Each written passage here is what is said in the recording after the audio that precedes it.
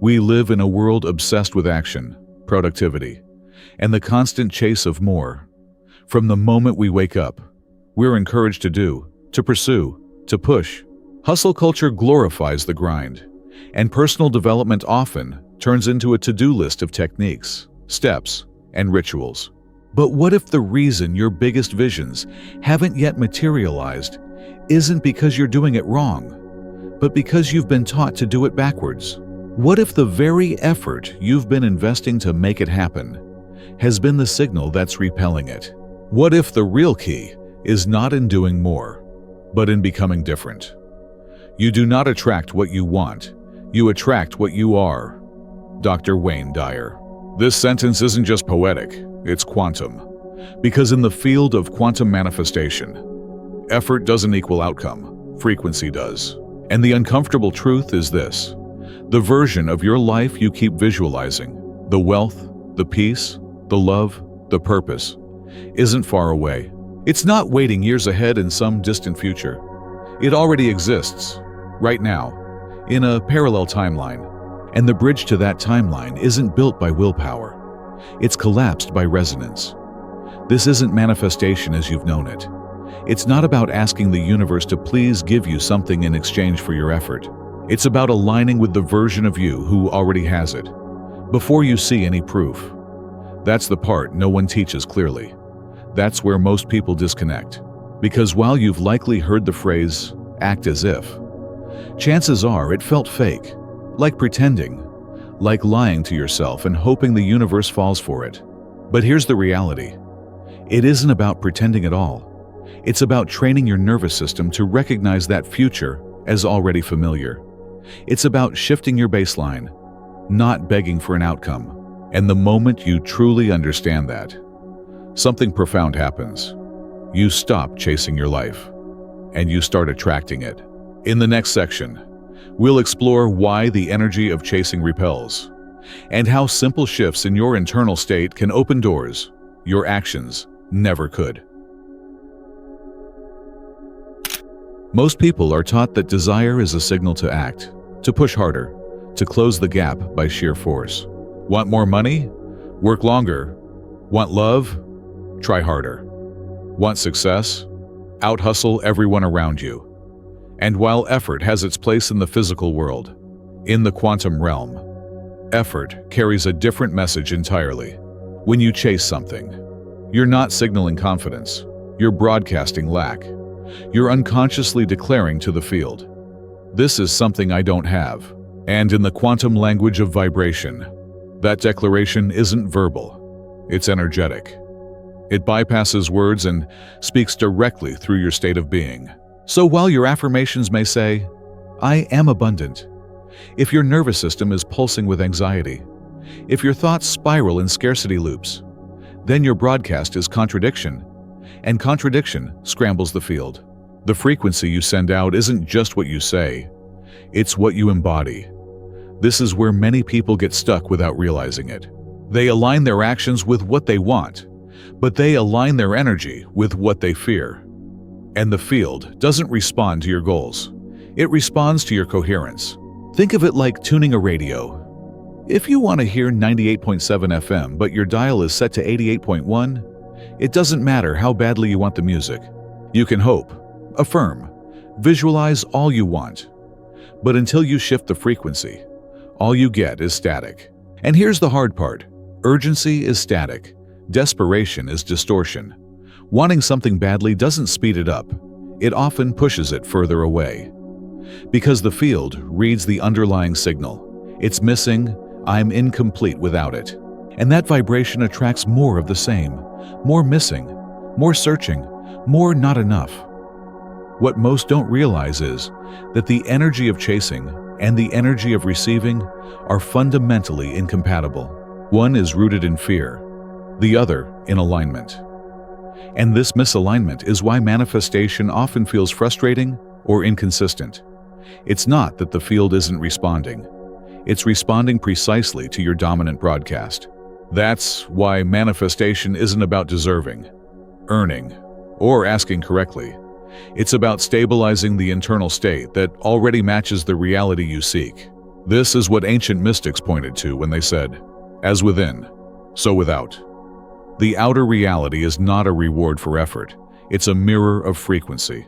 And unless that frequency changes, the reflection stays the same. Now, none of this is about blame. This is about clarity. You're not failing to manifest because you're broken or not spiritual enough. And you're simply vibrating from a pattern that no longer aligns with where you're going. And the good news is, that can change. Because your frequency is not fixed, it's tunable. And the moment you shift from chasing the outcome to becoming the match, everything begins to reorganize. In the next section, we'll explore what that shift actually feels like, not just in theory, but in your biology. Because this isn't just metaphysics, it's neurology. And the field isn't waiting for you to prove you're worthy. It's waiting for you to become internally congruent. This is the part most people misunderstand. It's also where everything begins to shift. You've probably heard the phrase "act as if," maybe even rolled your eyes at it.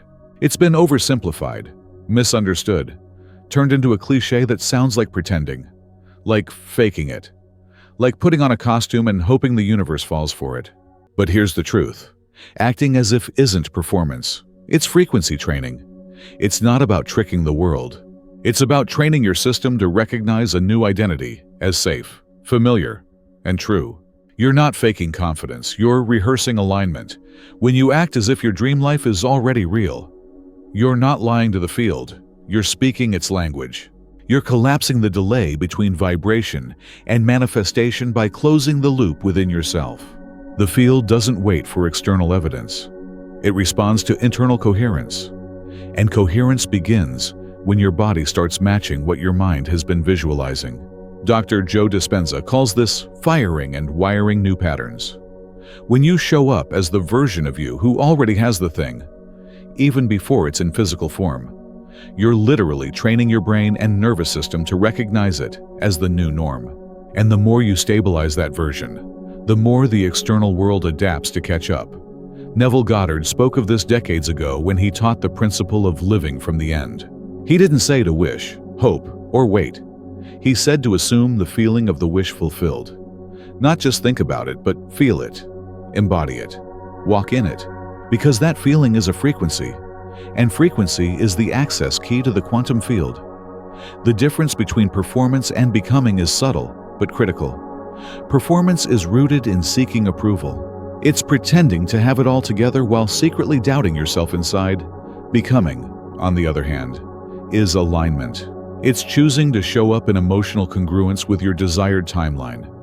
Not to impress anyone, not to manifest faster, but because it's who you're now willing to be. This inner posture creates what neuroscience calls state-dependent learning. Your brain starts to associate your identity with your internal state, not with external proof. That's when transformation becomes embodied. And when it's embodied, the field responds, because energy doesn't lie. You can't say, "I trust," while vibrating in panic. You can't say, "I'm abundant," while micromanaging every outcome out of fear. The field doesn't listen to your words. It listens to your vibration. So the work is not to act like someone else.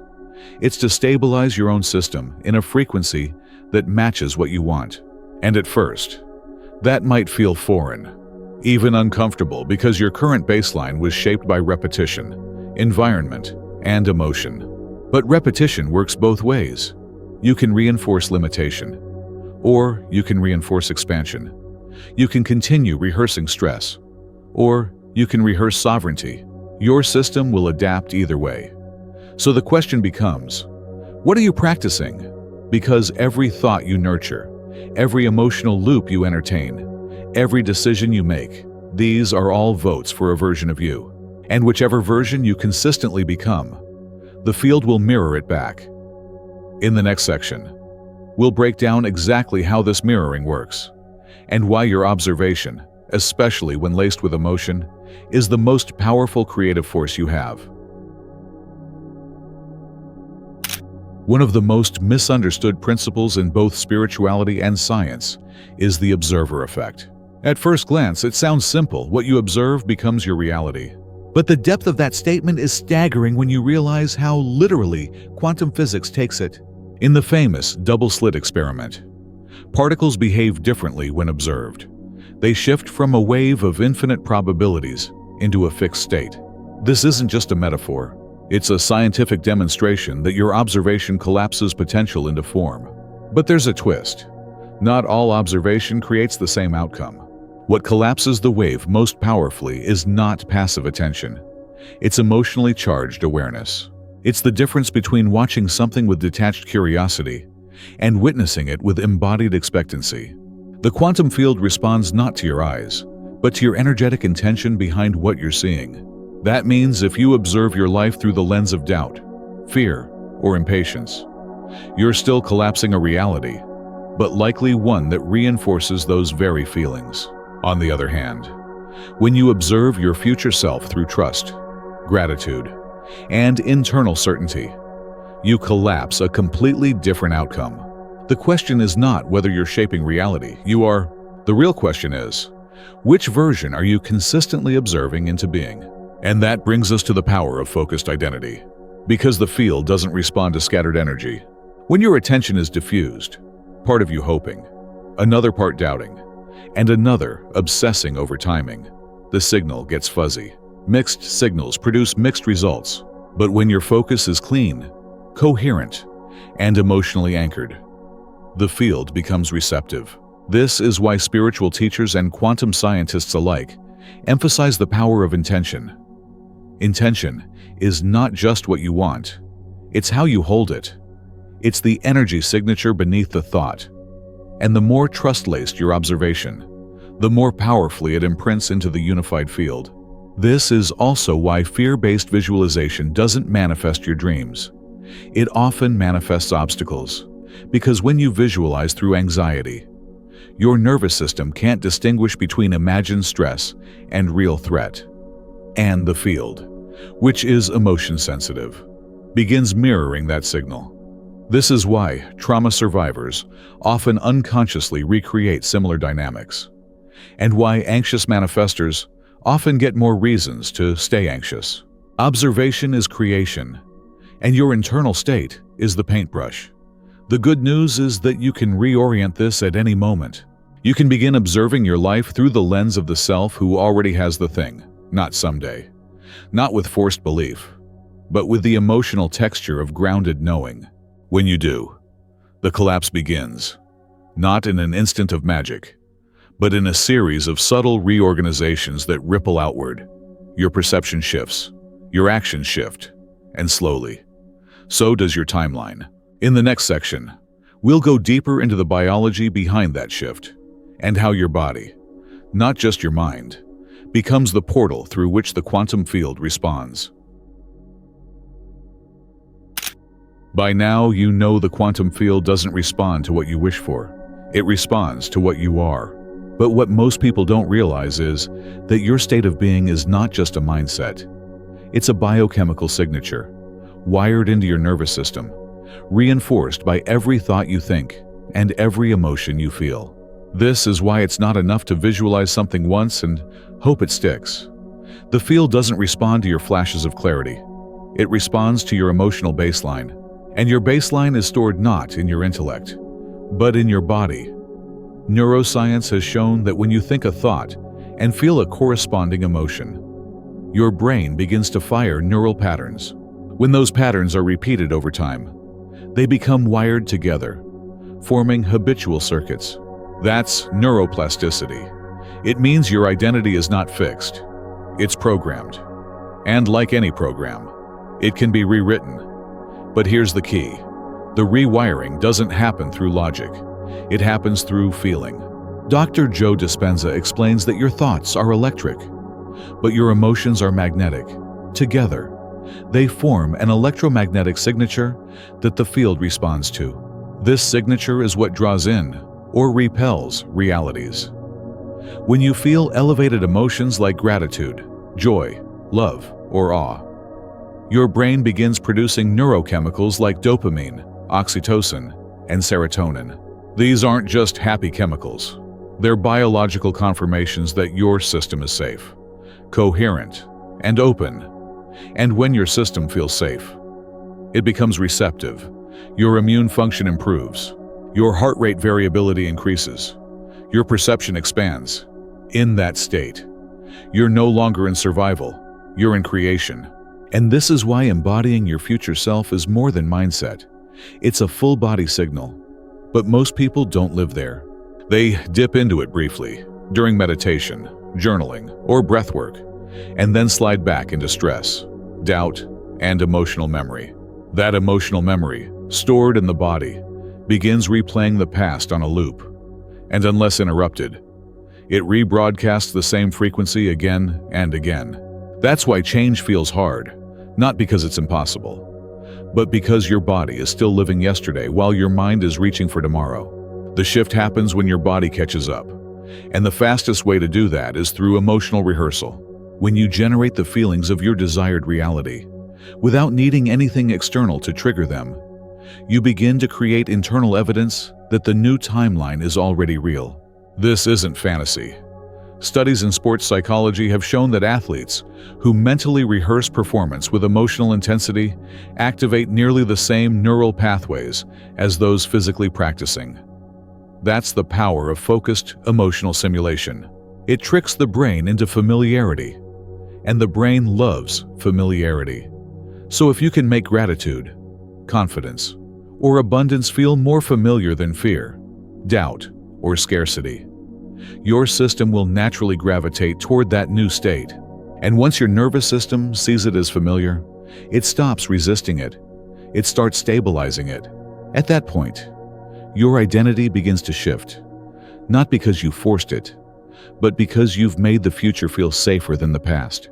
That's the biological key to sustained transformation. And from that stable internal state, the field begins reorganizing in your favor, not as reward, but as reflection. In the next section, we'll explore what that looks like in real time, how your daily behaviors, choices, and even your posture begin to transmit the frequency of the self you're becoming. This is where the shift becomes physical, not metaphorically, literally. Once you begin aligning your internal state with the version of you who already has what you desire, your life doesn't just feel different. Your body starts broadcasting it. And this is the difference between momentary visualization and sustained embodiment. Visualization is a window. Embodiment is a doorway. The version of you who lives the life you're visualizing doesn't just think different thoughts. They move differently. They breathe with less tension. They walk into rooms with quieter certainty. They speak with fewer justifications. And here's what matters. Those are not just traits, they're transmissions. Every micro-behavior becomes part of your vibrational signal. You don't have to fake confidence. You rehearse groundedness. You don't have to pretend to be abundant. You practice expansion. You don't have to act superior. You embody enoughness so fully that you stop grasping for validation. Embodiment is not about performance. It's about congruence. It's the alignment between what you say you believe, what you feel in your nervous system, and how you express that belief through consistent action. And action doesn't have to be grand, often. The most powerful shifts begin with small, unnoticed recalibrations. You wake up and breathe as if the problem has already been resolved. You check your phone less, not because you're avoiding the world, but because the version of you who trusts their path doesn't anxiously refresh for signs. You make choices that honor your future self instead of your current fear. You begin to shift how you speak to others, not to convince them of anything, but because the energy of becoming speaks louder than explanation. And most importantly, you become less addicted to urgency. The timeline you're trying to collapse responds to consistency, not intensity. That's where most people get it backwards. They sprint toward their vision in a burst of motivation, but fall out of coherence when results don't appear fast enough. But the field isn't timing you, it's calibrating to you. So when your actions come from alignment instead of anxiety, the feedback loop changes. You're no longer chasing reality. You're stabilizing a new norm. That's when the shift becomes sustainable. It's not about controlling every thought or suppressing every doubt. It's about returning again and again to the posture of someone who knows, who trusts, who walks with energetic authority instead of emotional volatility. And when that becomes your new baseline, the field doesn't just respond, it reorganizes. Because the version of you who lives in alignment with their future doesn't wait for permission. They embody the vibration until it becomes familiar, natural, effortless. In neuroscience, this is called experience-dependent plasticity. The idea that your brain adapts to whatever you repeatedly do, feel, and focus on. Which means every moment you embody your future identity, no matter how subtle, you're voting neurologically and energetically for that timeline. So no, you don't have to be perfect, but you do have to be devoted. Devoted not to the image, but to the frequency beneath it. In the next section, we'll explore how the field responds once that frequency becomes consistent, how synchronicities accelerate, timing bends, and reality begins to mirror your coherence in ways you can't unsee. There's a moment, quiet, unceremonious, when the field begins to respond. Not with fireworks, not with sudden windfalls or dramatic signs, but with something more precise, more powerful: coherence. You begin to notice that things feel smoother, people show up at the right time, conversations flow effortlessly, decisions feel less heavy. It's as if life is responding to your inner clarity, not because you forced it, but because you finally stopped distorting it. This is not coincidence. This is coherence made visible. When your internal state becomes stable, predictable, and congruent with your desired reality, the field reflects it back, not as a reward, but as a resonance match. The outer reorganizes around the inner, and this is the moment where people often ask, is this really happening? Because the shift is subtle at first. It's a text from someone you were just thinking about. It's an opportunity that appears the moment you stop obsessing over how. It's a solution that arises the moment you accept you're already supported. These aren't magic tricks. They're physics. The more coherent your signal, the easier it is for the field to interact with it. It's like turning static into a clean frequency. Suddenly, the song plays clearly, and you realize it had been broadcasting the whole time. You just weren't tuned in. This is why alignment is so much more powerful than effort. Effort is often compensating for misalignment. It's what we do when we're unsure if the field is listening. But coherence doesn't need to push. It's magnetic. That magnetism doesn't come from trying to appear calm or pretending to be positive. It comes from actually feeling safe enough to release control. And that safety is cultivated internally. You know you're entering coherence when you stop seeking signs and start recognizing them everywhere. Not because they suddenly appeared, but because your perception became refined. The lens cleared. And what you used to call luck now looks like logic. Synchronicities increase. Not because the universe changed its behavior, but because you changed your broadcast. And that broadcast starts influencing what's drawn to you. Ideas, people, places, timing. Even time itself begins to bend. You'll notice certain tasks take less effort. Inspiration arrives more often. You stop needing long lists and start trusting intuitive nudges. You're not forcing things into alignment. You're living in alignment, and the world adjusts accordingly. This is not about perfection. Doubts will still arise. Fear might still whisper, but your center holds. And because your coherence is stronger than your reactivity, you stay in signal. That's the difference. Coherence is not about feeling good all the time. It's about returning, again and again, to the signal of knowing. And with each return, the field listens more clearly. This is how trust becomes evidence. This is how embodiment becomes reflection. In the next section, we'll look deeper into why you're already closer than you think, and how to recognize when your next timeline is right at the edge of collapse, waiting not for effort, but for energetic stability. By now, something inside you may already feel it. That subtle shift from wanting to remembering. That gentle internal click when you realize the gap between you and your desired reality isn't nearly as wide as you thought. It never was. The truth is, you've never been far. You've only been misaligned. And misalignment doesn't mean failure. It just means your signal was tuned to the version of you shaped by history, fear, or habit. But once you start aligning with the version shaped by possibility, the field doesn't hesitate. It begins to respond instantly, not in grand explosions, but in energetic precision. Because the quantum field is never holding anything back, it's simply reflecting. And reflection doesn't require effort. It requires resonance.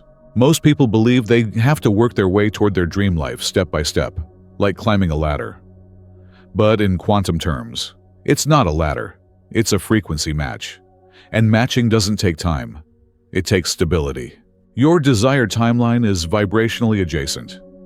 Not far, not elusive, just energetically unclaimed. Think of it like two radio stations broadcasting in the same room. You don't have to create the music you want. You just have to tune to it. And that tuning happens internally, moment by moment, through the way you breathe, choose, move, and feel. The mistake most people make is waiting to feel ready, waiting for permission, for validation, for certainty. But the portal doesn't open because you waited long enough. It opens because you stopped waiting altogether. You stepped into the frequency of already. And in that frequency, something wild happens. The field stops treating your vision as possibility and starts recognizing it as instruction. Because you're no longer hoping, you're becoming. This is not arrogance. It's energetic authorship. You're no longer acting like it's coming. You're living like it already arrived. And when you do that consistently enough, the illusion of distance collapses. You stop asking when and start living now. That's how reality bends. Not from obsession or force, but from quiet conviction.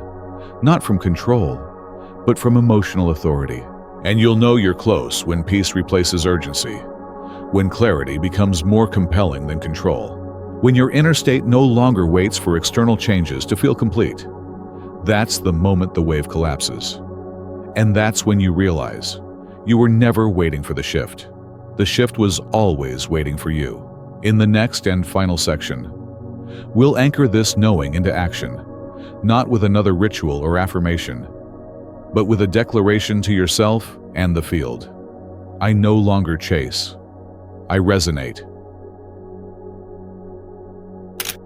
This is the moment you stop trying and start remembering.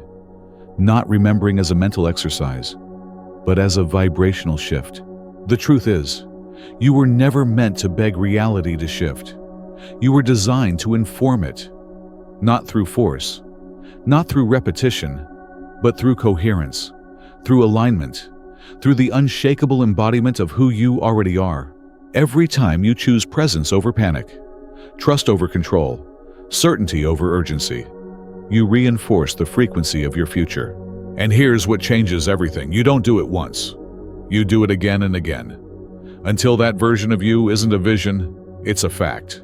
That's what the quantum field responds to. Not your hopes, not your rituals, your vibration. So if you're still waiting for permission to be that version, stop. You are the permission. You are the proof. You are the portal. And when you live from that space, not for applause, not for results, but because you finally remember it's who you are, that's when manifestation stops being something you chase and becomes something you stabilize. That's when timing bends. That's when doors unlock. That's when the synchronicities aren't just signs. They're affirmations of what you already know, because you're no longer waiting for your future to arrive. You're walking as if it's already here, and the world can't help but reflect that truth. You stop seeking signs. You become one. You stop praying for breakthrough. You become the vibration of breakthrough itself. And that, right there, is mastery. Not perfection, not intensity, just energetic consistency, just a quiet, daily decision to return to your signal, no matter how noisy the world becomes. That's the final shift. From seeker to signal, from effort to embodiment, from waiting to becoming. If this message stirred something in you, even quietly, Don't let it stay as just a passing thought. Let it become a frequency you ground. Leave a comment below with one word that captures the energy you're stepping into. Maybe it's clarity. Maybe it's sovereignty. Maybe it's trust. Whatever it is, let that word be your declaration, your encoded signal to the field and to yourself that something has shifted, that you've moved from hoping to embodying. And if you want to stay connected to a space where those shifts are honored, supported, and amplified, subscribe, not just for content, but for coherence. Because this is more than a video. It's a point of resonance, a reminder, a portal. You're not watching this by accident. You're meeting your reflection. Now, speak it into the field and keep walking from the inside out.